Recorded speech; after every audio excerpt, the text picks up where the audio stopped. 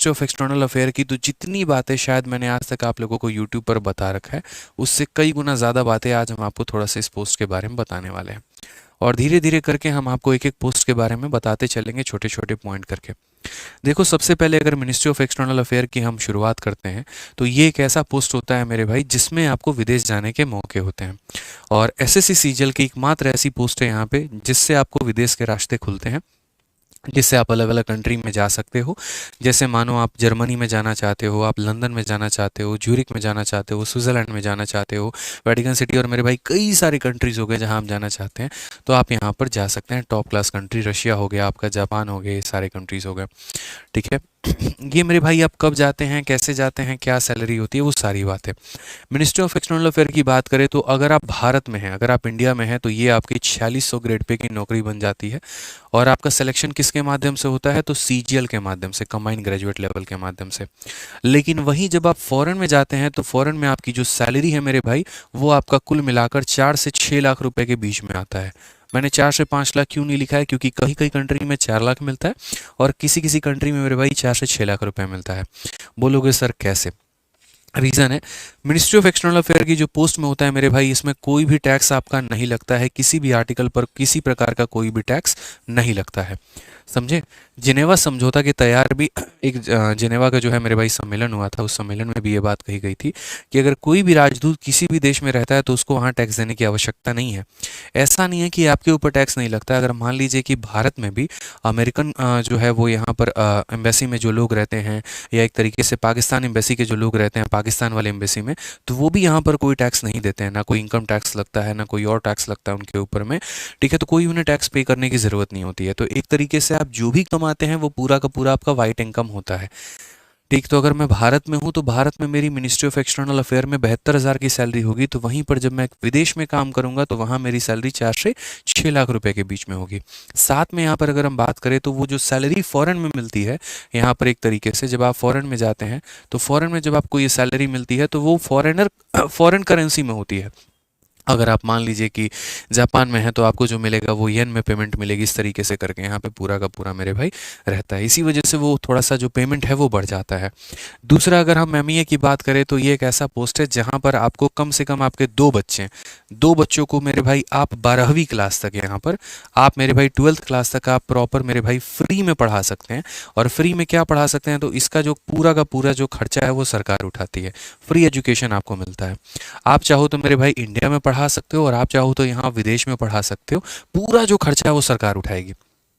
इसी वजह से, जिससे मेरी बात हो रही थी तो उन्होंने कहा भी कि जो हमारे सेक्शन ऑफिसर हैं, क्योंकि आप लोग जो ज्वाइन करते हो एमईए में, तो मिनिस्ट्री ऑफ एक्सटर्नल अफेयर में आप एएसओ पोस्ट पे ज्वाइन करते हो, लेकिन बाद में आपका प्रमोशन होकर सेक्शन ऑफिसर बन जाते हैं। तो उन्होंने कहा कि हमारे जो सेक्शन ऑफिसर हैं उनकी बेटी खुद लंदन से पढ़ाई कर रही हैं, और इसी वजह से बहुत सारे जितने भी लगभग एमईए वाले लोग होते हैं तो वो अपने बच्चों को विदेश में ही पढ़ाते हैं। भैया, जब फ्री में ही पढ़ाना है तो फिर इंडिया में क्यों पढ़ाएं, फिर फॉरेन में क्यों ना पढ़ाएं? तो उनके मन में ये इच्छा रहती है। तो कम से कम अगर आपके 3 बच्चे हैं तो सरकार 2 का खर्चा देगी, 1 का खर्चा आपको खुद उठाना होगा। 2 बच्चों को 12वीं क्लास तक फ्री में आप पढ़ा सकते हैं। आप जिस भी कंट्री में हैं उस कंट्री के टॉप स्कूल में, उसका पूरा खर्चा जो है वो सरकार उठाती है। इसके अलावा अगर मान लीजिए आपको पूरा का पूरा मेरे भाई हेल्थ का फ्री बेनिफिट मिलता है, आप यहाँ पर एक तरीके से फ्री हेल्थ ट्रीटमेंट या फ्री ट्रीटमेंट करवा सकते हैं पूरी फैमिली का अपना, आप जहाँ पर भी रहते हैं। अगर आप इंडिया में हैं तो इंडिया में करवाइए, और अगर आप फॉरेन में रहते हैं तो आप फॉरेन में करवाइए। इसका भी जो पूरा का पूरा खर्चा है वो सरकार उठाती है। इसके अलावा जो सबसे मज़े की बात आई वो मेरे भाई एक और बात जानने को मिली, वो यहाँ पर ये थी कि जैसे आपके लिए जनरली अगर मान लीजिए कि भारत में आप आईआईटी में या एनआईटी में एडमिशन चाहते हैं तो आपको AIEEE का मतलब पूरा जो कंपटीशन का एग्ज़ाम है वो देना पड़ता है और उसमें अच्छा रैंक लाना पड़ता है, तो मेरे भाई सिलेक्शन होता है। लेकिन अगर आप एमईए में हैं तो आपके बच्चों का मेरे भाई एनआईटी कॉलेजेस में, बड़े ध्यान से समझिएगा, एनआईटी कॉलेजेस में एडमिशन हो सकता है। कंडीशन ये होगा कि 12th में 50% मार्क्स हो और AIEEE का पेपर उन्होंने दिया हुआ हो। उन्होंने पास किया है कि फेल किया वो बात की बात है, पेपर उन्होंने दिया हुआ हो ये बहुत इंपॉर्टेंट होता है, क्योंकि फ्री रिकमेंडेशंस उनको मिलता है। ठीक है। फ्री रिकमेंडेशंस उनको मिलता है, इस बात को ध्यान रखो। ठीक है, एक रिकमेंडेशन लेटर होता है, अगर वो लिख दिया जाएगा तो एनआईटी कॉलेजेस में मिलते हैं। बट मेरे भाई आप बोलोगे अरे यार एनआईटी में एडमिशन मिल गया तो बहुत अच्छी बात है, बट एक और बात बता दे तो एनआईटी में मेरे भाई एडमिशन जो है वो मिल तो जाता है बट लोग लेते नहीं हैं।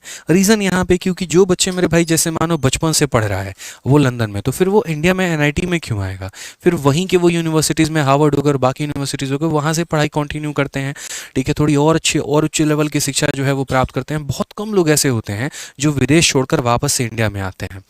ठीक है, इसके अलावा अगर हम आपको बेनिफिट बताएं तो मान लीजिए कि आपका यहाँ पर जॉब लग जाता है और आपके स्पाउस यानी आपकी जो मैडम है, महिला मित्र हैं जिनसे आपकी शादी हो रखी है, अगर वो भारत में किसी भी सरकारी मंत्रालय में है, किसी भी सरकारी मंत्रालय में है, ठीक है, तो यहाँ पर उनको 6 महीने की लीव ग्रांट कर दी जाती है।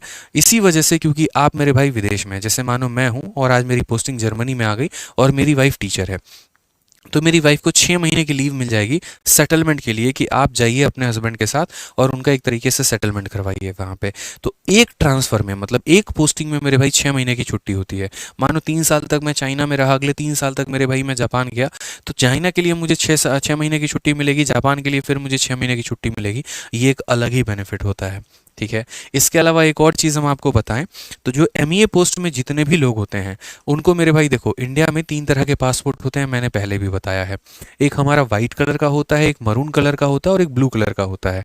जो ब्लू कलर का पासपोर्ट होता है दोस्त यहाँ पे, ठीक है, मैं आपको और भी बेनिफिट्स इसके बताता हूँ, क्योंकि ये चीज़ें होती हैं ना ज़िंदगी में मोटिवेट बहुत करती हैं यार आगे बढ़ने के लिए। ठीक है, तो मैं आपको थोड़ा सा पॉइंट आपको और बताऊं तो जो ब्लू कलर का जैसे हमारा पासपोर्ट होता है, तो ब्लू कलर का पासपोर्ट क्या रहता है कि नॉर्मली किसी भी सिटीज़न के लिए होता है। कोई भी इंडियन सिटीज़न जो है, मैं हूँ, आप हैं, शाहरुख खान है या कोई भी है मेरे भाई, तो सबके लिए यहाँ पे रहेगा। ठीक है, सलमान खान, कोई भी हो मेरे भाई, तो सबके लिए यहाँ पे रहेगा ब्लू कलर का पासपोर्ट। लेकिन जो लोग मेरे भाई एमईए में काम करते हैं तो उनको ब्लू कलर का पासपोर्ट नहीं मिलता है मेरे भाई, उनको वाइट कलर का पासपोर्ट मिलता है। और वाइट कलर का पासपोर्ट जो होता है एक तरीके से सारे के सारे ऑफिशियल्स के लिए होता है, जो भी लोग मेरे भाई काम करते हैं गवर्नमेंट सेक्टर में। और मेरे भाई जो दूसरा होता है मरून कलर का, अगर आप करेंगे मैं आपको दिखा दूंगा, तो मरून कलर का जो पासपोर्ट होता है ना, वो मरून कलर का पासपोर्ट जितने भी डिप्लोमेट होते हैं, ठीक है, जो राज एक तरीके से डिप्लोमेट का मतलब जैसे अजीत डोभाल हो गए आपके, ब्यूरोक्रेट हो गए, जो एक कंट्री से दूसरे कंट्री किसी मीटिंग के लिए जा रहे हैं, सरकारी पर्पस के लिए जा रहे हैं, तो मेरे भाई उनको यहाँ पर ये पासपोर्ट मिलता है। ठीक है, तो अगर हम बात करें तो वाइट कलर का पासपोर्ट जो है वो ऑफिशियल है। ठीक है, अब इस वाइट कलर के पासपोर्ट का हम आपको फ़ायदा बताते हैं। अगर ये वाइट कलर का पासपोर्ट आपके पास है तो आप कहीं पर भी मेरे भाई जाएंगे, किसी भी एयरपोर्ट पर जाएंगे तो आपकी चेकिंग नहीं होती है। ये मैं आपको बहुत स्पष्ट रूप से बता दे रहा हूँ। बड़े से बड़ा व्यक्ति भी क्यों ना हो मेरे भाई, उसको चेक किया जाता है, पूरी चेकिंग उसकी बॉडी की होती है, उसकी पूरी लगेज की चेकिंग होती है। आपका बॉडी कोई नहीं चेक कर सकता, इस बात को ध्यान रखना। ठीक है, आप क्या कैरी कर रहे हो, क्या कैरी नहीं कर रहे, कोई चेक नहीं करता है, क्योंकि आप एक कंट्री को रिप्रेजेंट करते हैं। इसी वजह से कभी भी आप एयरपोर्ट जाएंगे, आपके लगेज की चेकिंग होगी लेकिन आपकी चेकिंग नहीं होगी। और आपकी लगेज की भी चेकिंग कई बार नहीं होती है। अगर आपने अपने गवर्नमेंट अपने अपने ऑफिस से लिखवा रखा है कि ये मेरे भाई सरकारी दस्तावेज है या सरकारी प्रॉपर्टी है, तो वहाँ पर सिक्योरिटी आपके लगेज को भी चेक नहीं करेगी। ये भी एक बात तय है। तो ये एक बेनिफिट होता है आपका यहाँ पे। आपको छोटी बात लग रही हो लेकिन आप फील करिए कि जब आप एयरपोर्ट पर एंटर कर रहे हैं और बड़ा से बड़ा व्यक्ति भी लाइन में लग के उसका सिक्योरिटी चेकअप हो रहा है और आप यूं आते हैं और निकल जाते हैं और कोई चेक भी नहीं करता है आपको, तो एक अपने आप में पावर हो जाता है। दूसरी बात अगर हम बात करें तो और ख़तरनाक चीज़ें भी आपको बताने वाले हैं, और वो मेरे भाई क्या होता है, जब आप एमईए लगते हैं, जब आप एक तरीके से किसी एम्बेसी में काम करते हैं, तो एम्बेसी की बड़ी प्यारी परिभाषा होती है कि a country with in a country, यानी वो खुद में अपने आप में एक देश है। अगर मान लीजिए कि अमेरिका में इंडिया का कोई एम्बेसी है तो वो मेरे भाई अमेरिका के क्षेत्र में नहीं है, वो अमेरिका के ज़मीन पर नहीं है, वो भारतीय एम्बेसी है, वो भारत के ज़मीन पर है। और वहाँ पर जो नियम कानून चलेंगे वो भारत के चलेंगे।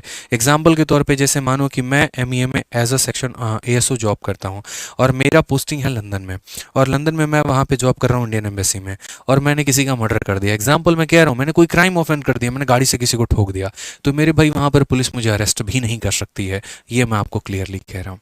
कोई भी लोकल पुलिस आपको डिटेन नहीं कर सकता है, अरेस्ट नहीं कर सकता है।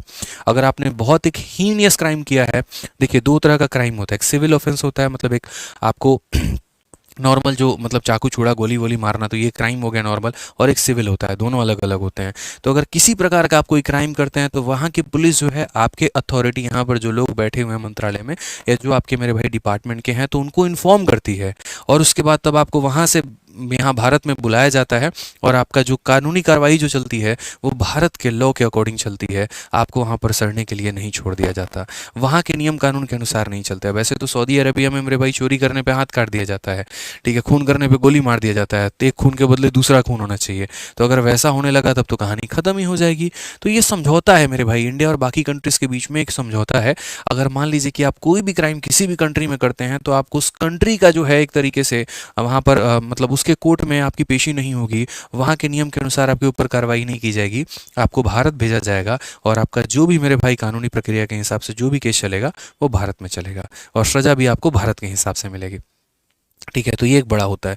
नेक्स्ट अगर बात करें तो जैसे एमईए में आपका प्रमोशन होकर जब आगे चल के आप सेक्शन ऑफिसर बन जाते हैं या कोई और अधिकारी बन जाते हैं तो मेरे भाई जो गाड़ी मिलती है तो उसका एक नंबर प्लेट ही अलग होता है। जैसे अगर आप इंडिया में बहुत सारी गाड़ी देखेंगे उनके पीछे ऐसे स्टार लगा होगा, ठीक है। कई बार ऐसा होता है नंबर प्लेट नहीं लगा होता है। ये मेरे भाई आर्मी का हो जाता है या एक तरीके से बहुत टॉप ऑफिशियल्स और ब्यूरोक्रेट के हो जाते हैं। उसी तरीके से जब आप विदेश में रहते हैं तो वहाँ पर भी जो आपको गाड़ी मिलती है दोस्त यहाँ पे, तो उस पर भी ऐसा ही कुछ नंबर प्लेट लिखा होता है और उसमें किसी भी पुलिस ऑफिशियल जो है वहाँ पर उसकी चेकिंग नहीं कर सकता है, चाहे आप उसके अंदर इलीगल सामान ही क्यों नहीं कैरी कर रहे हो। मेरे भाई उस गाड़ी को चेक नहीं आप कर सकते हैं क्योंकि वो जो गाड़ी है वो भारतीय क्षेत्र में है, वो भारतीय दायरे में है। मैंने क्या कहा, a country with in a country. आप जहाँ पर खड़े होते हैं आपकी सीमा वहीं से शुरू हो जाती है, ये समझ लीजिए। आपकी गाड़ी जो है वहाँ पर वो फॉरेन में विदेश की वो गाड़ी नहीं होती है मेरे भाई, वो अपने आप में एक भारतीय गाड़ी बन जाती है और उसको हाथ लगाने का मतलब मेरे भाई एक देश को सर्च करने के बराबर होता है, ठीक है। तो वो भी चेकिंग वहाँ पर नहीं हो सकता है। इसी वजह से कई बार ऐसा भी आया भी कि जो नॉर्मल कंट्रीज़ हो गए, जो छोटी कंट्रीज़ हो गए यहाँ पे, जैसे आप अगर एक तरीके से देखेंगे ये जो निग्रोज हो गए, जैसे अगर हम बात करते हैं तो lower countries south African countries हो गए जो एकदम है, तो वो क्या करते हैं इंडिया में जो उनकी एम्बेसी होती है तो वो इलीगल ट्रेडिंग भी कर रहे होते हैं। और इसका मेरे भाई भनक अभी पुलिस को लगा था, तो यहाँ पर इंडिया के भी जो लॉ हैं इंडिया के भी जो पुलिस ऑफिसर्स हैं वो उनके ऊपर एक्शन नहीं ले सकते हैं, ठीक है। वो जैसे नाइजीरियन जितने भी हो गए यहाँ पे थोड़े बहुत जो दिल्ली में अमेरिका साइड में यार कहीं कहीं पे रहते हैं, तो अभी मेरे भाई वो ऐसे ही गाड़ियों में थोड़ा बहुत इलीगल ट्रेडिंग भी कर रहे होते हैं, लेकिन पुलिस उस पर डायरेक्ट एक्शन नहीं ले सकती है। तो पुलिस एक तरीके से उनके मंत्रालय में उनको पर्टिकुलरली इन्फॉर्म करती है और वहाँ का मंत्रालय उनके ऊपर कार्रवाई करता है, ठीक है। लेकिन यहाँ पर एक तरीके से अगर हम बात करें तो आप उनके ऊपर कोई एक्शन नहीं ले सकते हैं। इनफैक्ट अगर आप कभी किसी कंट्री में हैं और वहाँ बहुत हाई स्पीड में आपने जो है गाड़ी चलाई और वहाँ का जो है एक तरीके से ट्रैफिक का नियम तोड़ दिया, तो भी जो वहाँ का चालान कटेगा, जो वहाँ का पर्ची कटेगा मेरे भाई, तो आपके नाम पर नहीं कटेगा, उसका पर्ची भी आपको आके भारत के कोर्ट में भरना होगा।